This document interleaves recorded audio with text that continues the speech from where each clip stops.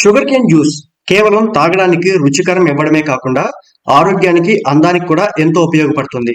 ఈ sugar cane juice మీ skin అందాన్ని పెంచడంతో పాటు హెయిర్ ని కూడా హెల్తీగా ఉంచుతుంది.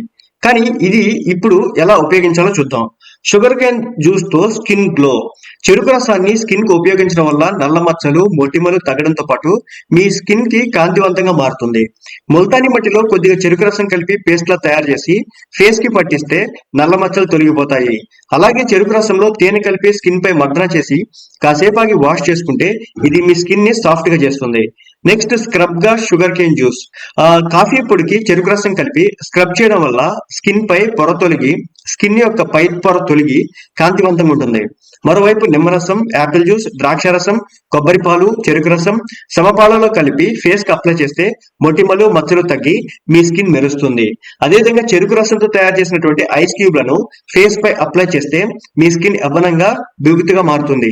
అదేవిధంగా బొప్పాయి గుజ్జులో చెరుకు రసం కలిపి పట్టించడం వల్ల స్కిన్ కొత్త కాంతిని పొందుతుంది.